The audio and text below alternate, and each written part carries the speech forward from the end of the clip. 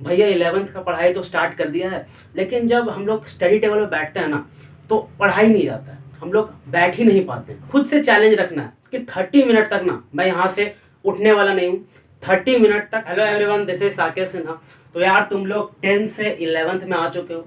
तुम लोग में कुछ बच्चे पढ़ाई स्टार्ट कर चुके होंगे 11th का, लेकिन मैक्सिमम बच्चे अभी तक स्टार्ट नहीं किए होंगे। ठीक है, तो 11th स्टार्ट करने से पहले ना हम लोग थोड़ा 11th के बारे में जान लेते हैं कि 11th में हम लोग को कितना इनपुट देना है, हम लोग को जिस हिसाब से आउटपुट चाहिए उस हिसाब से कितना इनपुट देना है कि हम लोग को रिजल्ट मिलेगा। ठीक है, टाइम टेबल कैसा होना चाहिए, कोचिंग के बारे में बात करने वाले हम लोग, क्लास और कोचिंग के बारे में बात करेंगे, सेल्फ स्टडी के बारे में बात करेंगे, 10th और 11th का कंपैरिजन करेंगे, 10th और 11th में अंतर क्या होता है, हम लोग को कैसे अप्रोच करना है। ठीक है, तो सब कुछ आज हम लोग इस वीडियो में देखने वाले हैं। ऑल इन वन वीडियो है।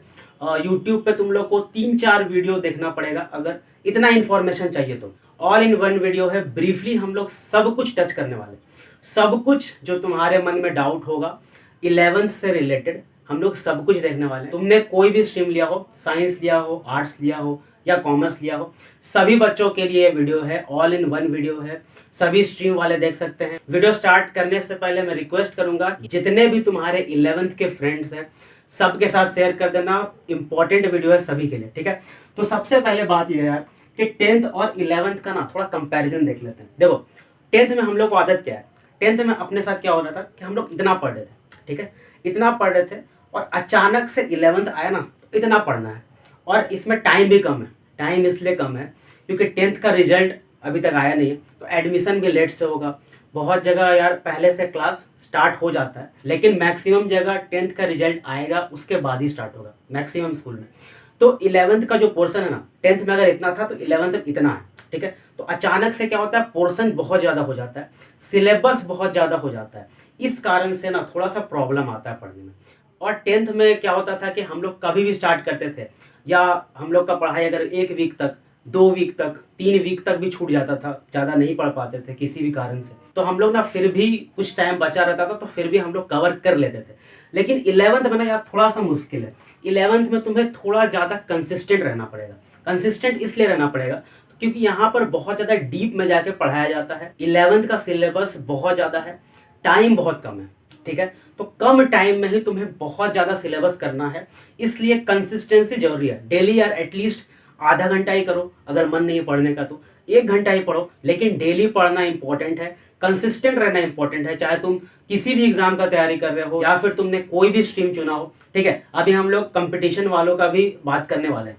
ठीक है, तो कंपैरिजन ये था कि 11th में सिलेबस बहुत ज़्यादा है 10th के मुकाबले। ठीक है, ये हो गया, कंपैरिजन हो गया। उसके बाद क्या है कि कुछ लोगों के मन में ये भी डाउट रहता है कि हम लोग को क्या समझ में आने में प्रॉब्लम होता है क्या, स्पेशली पीसीएम और पीसीबी बच्चों को। देखो कुछ बच्चों के साथ ऐसा होता है, ऐसा इसलिए होता है क्योंकि बहुत ज़्यादा डीप में जाकर पढ़ाया जाता है, और जिनका 10th का जो बेसिक नॉलेज होता है वो अगर अच्छा नहीं रहे तो 11th में दिक्कत आएगा।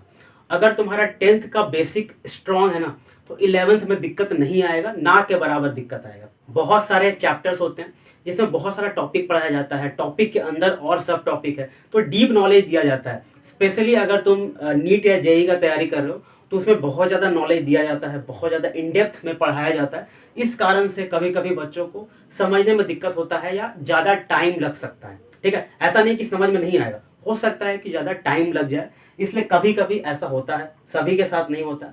ठीक है, जिसका 10th में बेसिक अच्छा नहीं है तो ठीक है, तो 10th का बेसिक अगर तुमने पीसीएम लिया है तो 10th का फिजिक्स केमिस्ट्री मैथ अच्छा से क्लियर होना चाहिए। पीसीबी लिया है तो थोड़ा सा बायोलॉजी भी क्लियर होना चाहिए फिजिक्स केमिस्ट्री के साथ साथ। ठीक है, कुछ बच्चे होंगे जिन्होंने पीसीएमबी भी लिया होगा। अगला पॉइंट है यार 11th और 12th। देखो 11th और 12th दोनों रिलेटेड है। ठीक है, अगर 11th अच्छे से नहीं करोगे तो 12th में भी दिक्कत आएगा। 12th के कुछ टॉपिक्स होते हैं जो 11th से रिलेटेड होते हैं, 11th में अगर कवर नहीं किया तो 12th में भी समझ में नहीं आएगा। ठीक है, कुछ बच्चे कहते हैं यार कि बोर्ड एग्जाम तो 12th में है ना, 11th किसी तरह पास कर जाएंगे, ज़्यादा मेहनत नहीं करेंगे क्योंकि 10th में अभी मेहनत करके आए हो, 10th में तो अभी तुमने इतना मेहनत किया है, बोर्ड एग्जाम में इतना पढ़े हो, सेमेस्टर 1 में पढ़े हो, सेमेस्टर 2 में पढ़े हो, पूरे साल मेहनत करके आए हो, तो 11th में कुछ बच्चे बोलेंगे कि क्यों मेहनत करना है, 12th में बोर्ड एग्जाम देंगे। 12th में बोर्ड एग्जाम है, लेकिन 12th के जो टॉपिक्स हैं उसे समझने के लिए 11th क्लियर होना इम्पॉर्टेंट है। ठीक है, तो इसलिए 11th में पढ़ना इम्पॉर्टेंट हो जाता है। अगर तुम लोग कंपटीशन एग्जाम का तैयारी नहीं कर रहे हो फिर भी 11th को अच्छे से करना। ठीक है, मैं यही कहूँगा इम्पॉर्टेंट 2 ईयर्स। देखो जो बच्चे स्पेशली कंपटीशन एग्जाम का तैयारी कर रहे हैं, जेई का कर रहे हैं या नीट का कर रहे हैं, तुम्हारे लिए ये 2 साल बहुत ज़्यादा इंपॉर्टेंट है। ये 2 साल जो बहुत अच्छे से दे देता है, सारे डिस्ट्रैक्शन को जो अवॉइड करके निरंतर कंसिस्टेंटली पढ़ सकता है, उसका अच्छा कॉलेज में हो जाएगा। अच्छा कॉलेज अगर मिल गया यार तो आगे का लाइफ ज़्यादा आसान हो जाएगा। जेई का तैयारी कर रहे हो या नीट का तैयारी कर रहे हो, अच्छा कॉलेज अगर मिल गया, ये 2 साल अच्छे से मेहनत करोगे तो बहुत अच्छा कॉलेज मिलेगा, आगे का लाइफ आसान हो जाएगा। नहीं तो अगर अभी मेहनत नहीं करोगे तो ऐसा नहीं है कि आगे तुम कुछ नहीं कर सकते, आगे भी बहुत कुछ हो सकता है, लेकिन अगर अभी कर लोगे तो आगे ज़्यादा मेहनत नहीं लगेगा। ठीक है, ये तुम्हारा हुआ 10th और 11th के बारे में। ठीक है, अब हम लोग बात करते हैं टाइम टेबल के बारे में। देखो यार, अब तुम लोग आ गए हो 11th में, इसके बाद भी अगर टाइम टेबल तुम दूसरों का कॉपी करते हो तो तुम्हें सक्सेस नहीं मिलने वाला है, क्योंकि सबका टाइम टेबल अलग अलग होता है। सबका जो सब्जेक्ट होता है, जैसे कि किसी का कोई टॉपिक स्ट्रांग है, किसी का कोई टॉपिक स्ट्रांग है, तो हर कोई एक ही टॉपिक पे इक्वल टाइम नहीं दे सकता है। अगर तुम लोग यूट्यूब पर सर्च कर रहे हो टॉपर्स टाइम टेबल और किसी वीडियो में ऐसा दे दिया गया है कि 9 से 10 ये पढ़ना है, 10 से 11 ये पढ़ना है, 11 से 12 ये पढ़ना है, तो ये सब टाइम टेबल बिल्कुल फॉलो मत करना, नहीं होता है। मैंने भी करके देखा यार, ये सब टाइम टेबल फॉलो बिल्कुल नहीं होता है। ठीक है, टाइम टेबल में तुम्हें ध्यान क्या रखना है, देखो कि तुम्हारा जो पीक आवर है, पीक आवर का मतलब ये है वो समय जिस समय तुम्हें सबसे ज़्यादा समझ आता है या तुम्हें सबसे ज़्यादा पढ़ने का मन करता है। ऐसा हो सकता है कि सुबह 4 बजे से 6 बजे तक तुम्हारा पीक आवर हो। पीक आवर मतलब तुम्हें सबसे ज़्यादा समझ आ रहा है, बहुत आसानी से तुम क्वेश्चंस कर पा रहे हो, बहुत अच्छा से पढ़ पा रहे हो, उसे पीक आवर कहते हैं। ठीक है, तो जो तुम्हारा पीक आवर है, हो सकता है सुबह का 4 से 6 है, क्योंकि 7 बजे के बाद से तो स्कूल या कॉलेज तुम्हारा रहेगा। तो जो लोग नॉन स्कूलिंग कर रहे हैं वो लोग तो दिन में भी पढ़ सकते हैं हालांकि, तो 4 से 6 हो सकता है कि तुम लोग कर लो, या फिर जिसका रात में होता हो 7 बजे से लेकर के 10 बजे तक, या फिर तुम्हारा 10 बजे से लेकर के रात में 12 बजे तक, जब भी पीक आवर होता है, जब भी तुम लोग को ऐसा लग रहा है कि ज़्यादा समझ आ रहा है या पढ़ने का मन हो रहा है, उसी टाइम में तुम्हें पढ़ना है। और टाइम टेबल अपने हिसाब से, डेली का टाइम टेबल तुम्हें वीकली टाइम टेबल बना लेना है। ठीक है, दूसरा पॉइंट ये है यार कि जैसे कुछ बच्चे मैसेज करते हैं कि भैया 11th का पढ़ाई तो स्टार्ट कर दिया है, लेकिन जब हम लोग स्टडी टेबल पर बैठते हैं ना तो पढ़ाई नहीं जाता है, हम लोग बैठ ही नहीं पाते। स्टडी टेबल पर बैठते हैं, 5 मिनट पढ़ते हैं और उसके बाद फिर फ़ोन चलाने लगते हैं। तो देखो यार, ये प्रॉब्लम ना सबके साथ होता है, और कंटिन्यूस ना 2 घंटा 3 घंटा कंटिन्यूसली नहीं बैठना है। मैं तो ये कहूँगा कि मोबाइल दूर में रख के नहीं बैठना है, मोबाइल सामने रखो। ठीक है, बस नेट ऑफ होना चाहिए ताकि नोटिफिकेशन ना आए, और टाइमर लगा दो। क्लॉक होता है ना, क्लॉक एक ऐप होता है, एक आइकन होता है, उसको दबाओ, उसमें एक टाइमर होगा। टाइमर लगाओ कितने का, 30 मिनट का लगाओ टाइमर, 30 मिनट का लगाओ या 45 मिनट का टाइमर लगाओ। 30 मिनट, 45 मिनट, 50 मिनट, 60 मिनट, जितना से भी तुम्हें लगता है कि इतना से तुम स्टार्ट कर सकते हो, इतना देर तुम बैठ सकते हो, उतना टाइमर लगा लो। इतना देर का टाइमर हो गया, और खुद से चैलेंज रखना है कि 30 मिनट तक ना मैं यहाँ से उठने वाला नहीं हूँ। 30 मिनट तक मैं ये पेज या फिर 2 पेज 3 पेज या जितना भी चैप्टर है इतना पढ़ लूँगा, या इतने क्वेश्चंस मुझे करने हैं, और ये 30 मिनट्स तक मैं यहाँ से स्टडी टेबल से उठने वाला नहीं हूँ। एटलीस्ट तुम्हें बैठना है 30 मिनट्स या 45 मिनट्स, जो भी तुमने टाइमर लगाया था उतना हो जाए। उसके बाद क्या करोगे, उसके बाद 10 मिनट्स का ब्रेक। उसके बाद क्या करोगे, 10 मिनट्स का ब्रेक लोगे, और ये ब्रेक में क्या कर सकते हो, जो भी तुम्हें अच्छा लगे, मूड रिफ्रेश करने के लिए, माइंड फ्रेश करने के लिए तुम कर सकते हो। ठीक है, 10 मिनट का ब्रेक हो गया, उसके बाद वापस 30 मिनट का टाइमर लगा देना है, नेट ऑफ होना चाहिए ताकि नोटिफिकेशन ना आए। ठीक है, वापस 30 मिनट का टाइमर लगा देना है, और ऐसे अलग अलग सेशन बना करके पढ़ सकते हो। बाद में क्या कर सकते हो कि जैसे तुम्हारा सिटिंग टाइम बढ़ जाए, जैसे 30 मिनट्स अब तुम आराम से बैठ पा रहे हो तो उसे बढ़ा के 45 करो, फिर 60 करो। ठीक है, उसे तुम बढ़ा सकते हो अपने अकॉर्डिंग, जितना तुम लोग बढ़ा पा रहे हो। ये बहुत अच्छा ट्रिक है यार, मैंने भी अपनाया हुआ है। मुझे भी ऐसे प्रॉब्लम होता था और लगातार नहीं बैठ पाता था मैं पढ़ने के लिए, जिसे बहुत ज़्यादा दिक्कत है यार, वो 15 मिनट से स्टार्ट कर सकता है। काफ़ी अच्छा टेक्निक है, फ़ायदा ज़रूर होगा। ठीक है, टाइम टेबल का हो गया। अब हम लोग बात करते हैं क्लास के बारे में। देखो कोचिंग के बारे में, स्पेशली जो जेई का तैयारी कर रहे हैं या नीट का तैयारी कर रहे हैं या नहीं भी तैयारी कर रहे हैं, ठीक है, जो नहीं तैयारी कर रहे हैं वो लोग केवल अगर यूट्यूब से पढ़ते हैं तो उनके लिए कोई दिक्कत नहीं है, ठीक है। कोचिंग लेना चाहें तो ले सकते हैं, लेकिन आज के टाइम में यूट्यूब पे बहुत अच्छा कंटेंट फ्री में अवेलेबल है। तुम्हें एक्सप्लोर करना पड़ेगा, अलग अलग चैनल एक्सप्लोर करना पड़ेगा और देखना पड़ेगा कि कहाँ पर अच्छा कंटेंट मिल रहा है, कहाँ पे अच्छा से पढ़ाई हो रहा है। वो सब यूट्यूब चैनल को फॉलो करो, अच्छे अच्छे वीडियोस तुम्हें फ्री में मिलेंगे यूट्यूब पे। अभी तुम्हें क्या करना है, टेक्नोलॉजी का फ़ायदा उठाना है। यूट्यूब पे फ्री में बहुत अच्छा कंटेंट मिल जाएगा। लेकिन जो बच्चे एग्ज़ाम का तैयारी कर रहे हैं, ठीक है, जो बच्चे एग्ज़ाम का तैयारी कर रहे हैं, अगर वो लोग यूट्यूब से पढ़ते हैं ना, तो प्रॉब्लम क्या आ सकता है कि सीक्वेंस में पढ़ाई नहीं होगा। जैसे बहुत सारा टॉपिक होता है, ठीक है, बहुत सारा टॉपिक होता है, उसका सब टॉपिक होता है, उस पर डिफरेंट क्वेश्चंस होते हैं, ठीक है, और उस पर डिफरेंट थ्योरीज भी होता है। तो अलग अलग टॉपिक का तुम्हें सीक्वेंस में मिलना थोड़ा मुश्किल है। कोई एक चैनल पर अगर मिल गया तो अच्छी बात है, लेकिन सीक्वेंस में मिलना मुश्किल है। यही कोचिंग में जो होगा ना, तुम्हारा बिल्कुल सीक्वेंशियल पढ़ाई होगा। पहले चैप्टर 1 का टॉपिक 1 करेंगे, फिर टॉपिक 2 करेंगे, उस पर क्वेश्चन होगा, फिर टॉपिक 3 करेंगे, उस पर क्वेश्चन होगा, फिर टॉपिक 4 करेंगे। तो इस तरह से तुम्हारा सीक्वेंशियल पढ़ाई होगा और एक टाइम टेबल तुम्हें मिलेगा कि इतना से इतना टाइम में ये वाला कंप्लीट होगा, फिर इतना से इतना टाइम में ये टॉपिक कंप्लीट होगा, फिर ऐसे करते करते तुम्हारा पूरा टाइम टेबल मिलेगा और वो फॉलो होता है। कोचिंग में ये फॉलो होता है, टीचर्स वो फॉलो करवाते हैं, ठीक है। और तुम्हारा लास्ट में वीकली टेस्ट भी होता है जिससे तुम इवैल्यूएट कर पाओ कि तुम्हारा परफॉर्मेंस कैसा चल रहा है, ठीक है। कोचिंग में ये फ़ायदा होता है तुम्हें, ठीक है। और एक और फ़ायदा है यार कि तुम्हें कम्पिटिटिव इन्वायरमेंट मिलेगा। अब तो कोविड है नहीं, तो तुम लोग जा करके फिजिकल फॉर्म में तुम लोग क्लास करोगे तो वहाँ पर तुम्हारे जैसे ही बच्चे बैठे होंगे जो बहुत एक्साइटेड होंगे क्वेश्चन सॉल्व करने के लिए, क्लास में पढ़ने के लिए। मतलब कि अच्छा माहौल, अच्छा इन्वायरमेंट तुम्हें मिलेगा, क्योंकि तुम्हारे जैसे ही कोचिंग में बहुत ज़्यादा पैसा खर्च करके वो लोग आए हैं और वो लोग बिल्कुल फोकस्ड भी हैं। जो गोल है उनका IIT में जाना हो या फिर मेडिकल कॉलेज लेना हो, नीट हो, जेई हो, जो भी हो, बहुत अच्छा कम्पिटिटिव एनवायरनमेंट बहुत अच्छा मिलता है। लेकिन यूट्यूब में क्या है कि तुम लोग को घर बैठ करके ही वीडियो बस देखना है और साथ में कोई नहीं बैठेगा, ठीक है।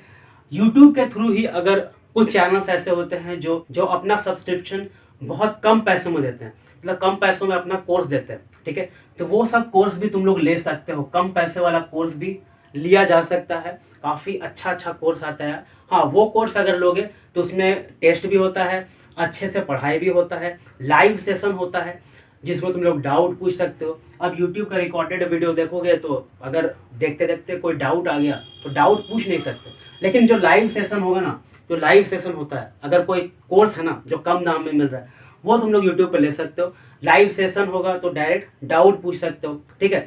तो बहुत सारा फ़ायदा, मतलब एडवांटेजेस भी हैं, डिसएडवांटेज भी है। इसका डिसएडवांटेज ये है कि काफ़ी बहुत ज़्यादा पैसा लगता है कोचिंग में। जेई का तैयारी हो गया या नीट का तैयारी हो गया, कोचिंग में बहुत ज़्यादा पैसा लगता है, ठीक है।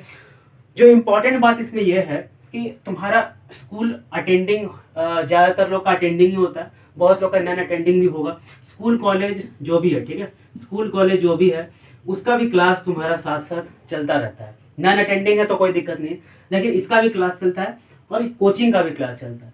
तो कोचिंग का जो क्लास होता है ना, जनरली 4 से 5 आवर्स का होता है डेली का। 5 आवर नहीं, लेकिन 4 आवर का तो जरूर होता है, ठीक है, अराउंड 4 घंटे का होता है। तो स्कूल में भी तुम दोगे 5 से 6 घंटा, स्कूल में भी दोगे 5 से 6 घंटा, यहाँ भी 4 घंटा दोगे, 3 से 4 घंटा मान लेते हैं। तो दिन भर में ना तुम्हारे पास पढ़ने के लिए, सेल्फ स्टडी करने के लिए, यहाँ पे जो पढ़ाई हो रहा है इसे भी रिवीजन करना है, यहाँ पे जो पढ़ाई हो रहा है उसे भी रिवीजन करना है, और उसमें जो क्वेश्चंस हैं, अब जेई का तैयारी कर रहे हो, नीट का तैयारी कर रहे हो, तो उसमें जो क्वेश्चंस हैं वो तुम्हें करना है। तो उसके लिए ना सेल्फ स्टडी करना पड़ता है, और सेल्फ स्टडी करने के लिए तुम्हारे पास टाइम होना चाहिए। तो ये टाइम तुम्हें तब मिलेगा जब तुम्हारा कोचिंग होगा 3 या 4 दिन का। 3 या 4 दिन वाला अगर कोचिंग है और जिसमें 3 से 4 घंटा का पढ़ाई हो रहा है तो वो आइडल है, वो बेस्ट है। अगर तुम ऐसा कोचिंग ज्वाइन करते हो या अलग अलग जगह कोचिंग ले लेते हो ना, केमिस्ट्री का अलग ले रहे हो, मान लेते हैं फिजिक्स का अलग ले रहे हो, मैथ का अलग या बायोलॉजी का, तो अलग अलग दिन अलग अलग कोचिंग ले लेते हो तो तुम्हारा सारा दिन ना कोचिंग जाने में ही निकल जाएगा, स्कूल प्लस कोचिंग करने में ही निकल जाएगा। तो 3 दिन वाला कोचिंग सही रहेगा, साथ में 1 दिन अगर टेस्ट हुआ तो 4 दिन, ठीक है, मैक्सिमम इतना है, इससे ज़्यादा नहीं करना है। ये जो क्लास हो रहा है इसके साथ साथ अगर तुम लोग चलना चाहते हो तो तुम्हें सेल्फ स्टडी करना पड़ेगा, खुद से पढ़ना पड़ेगा, खुद से क्वेश्चंस लगाना पड़ेगा। हाँ, एक टॉपिक रह गया कि यहाँ पर जो कोचिंग होता है ना, यहाँ पे तुम्हें स्टडी मटेरियल भी मिलता है। तो ऑनलाइन वाला जो तुम कोर्स ले रहे होगे उसमें भी स्टडी मटेरियल शायद कुछ लोग देते होंगे, कुछ नहीं देते होंगे। तो अच्छा स्टडी मटेरियल भी इम्पोर्टेंट है, ठीक है। तो स्टडी मटेरियल भी मिलता है, तो उसका भी तुम्हें क्वेश्चन लगाना होता है, इसलिए सेल्फ स्टडी इम्पोर्टेंट है। जैसे एक दिन कोचिंग गए, अगला दिन छुट्टी है तो छुट्टी में क्वेश्चंस कर लिए, या थ्योरी जो था वो रिवीजन कर लिए, कोई डाउट आया तो अगले दिन जाके पूछे, ठीक है। इस तरह से अगर चलाओगे तो सही रहेगा। लेकिन डेली अगर तुम्हारा कोचिंग रहेगा तो तुम्हारे पास खुद से पढ़ने का टाइम ही नहीं रहेगा, ठीक है। इसलिए 3 से 4 दिन वाला कोचिंग करोगे तो बिल्कुल सही रहेगा, ठीक है। तो हम लोगों ने ऑलमोस्ट सारा पॉइंट कवर कर लिया है। एक जो बहुत इंपॉर्टेंट पॉइंट है वो है एनालिसिस करना। देखो, हम लोग स्कूल करते हैं, हम लोग कोचिंग करते हैं, हम लोग रिवीजन करते हैं, टाइम टेबल बनाते हैं, सब कुछ करते हैं, बहुत सारा क्वेश्चन सॉल्व करते हैं, थ्योरीज पढ़ते हैं, क्वेश्चन सॉल्व करते हैं, मतलब जितना हो पाता है ना हम लोग सब करते हैं। लेकिन एटलीस्ट वीक में छोड़ो, 2 वीक में 15 दिन पर, ठीक है, 15 डेज पर एक बार ना, 15 डेज पर एक बार एनालिसिस जरूर करना, या सेल्फ टॉक जो करना जरूर करना। सेल्फ टॉक या एनालिसिस करना इंपॉर्टेंट है कि जो तुम कर रहे हो ना, क्योंकि देखो जो भी तुम कर रहे हो, या बोर्ड एग्जाम का तैयारी कर रहे हो कि 12th में अच्छा परसेंटेज लाना है, या फिर जेई का कर रहे हो, नीट का कर रहे हो, किसी भी कॉम्पिटिटिव एग्जाम का तैयारी कर रहे हो, तो तुम्हारा एनालिसिस होना इम्पोर्टेंट है। 15 दिन पर एक बार एनालिसिस करो कि जो तुम 15 दिन में, लास्ट 15 डेज में तुमने जो भी किया है, क्या तुम सही ट्रैक पे जा रहे हो कि नहीं, या फिर पहले से इम्प्रूवमेंट है कि नहीं, या फिर तुम कोचिंग को और स्कूल को साथ में लेकर के चल पा रहे हो कि नहीं, जितना क्वेश्चन मिल रहा है तुम्हें सॉल्व करने को उतना तुम डेली कर पा रहे हो कि नहीं, उतना थ्योरी पढ़ पा रहे हो कि नहीं, क्या तुम पीछे तो नहीं रह जा रहे हो सबसे, ठीक है। तो ये सब एनालिसिस करना है, कहाँ कहाँ इम्प्रूवमेंट का जरूरत है, ये सब थोड़ा सा देखना इंपॉर्टेंट है। 10th अब ये नहीं है, अब आ गया 11th, एक स्टेप और ऊपर आ गए हो, ठीक है। 11th 10th जैसा नहीं होता है। 10th में हम लोग किसी तरह कवर कर लेते हैं, लेकिन 11th में मुश्किल होता है, ठीक है। तो हम लोगों ने ये सारा अभी पॉइंट कवर किया है, मैक्सिमम चीज़ें हम लोगों ने कवर कर ली हैं। और कोई तुम्हें डाउट रह गया हो तो तुम कमेंट सेक्शन में पूछ सकते हो, या फिर करियर ऑप्शंस पे अगर तुम्हें वीडियो चाहिए, साइंस के ऊपर, पीसीएम पीसीबी, या आर्ट्स या कॉमर्स के ऊपर जो वीडियो चाहिए कि इसके बाद क्या क्या करियर ऑप्शन है, हम लोग क्या क्या कर सकते हैं, इस पे वीडियो चाहिए तो कमेंट कर सकते हो तुम लोग, मैं इस पे वीडियो बना दूंगा, ठीक है। तो अब करते हैं वीडियो को एंड।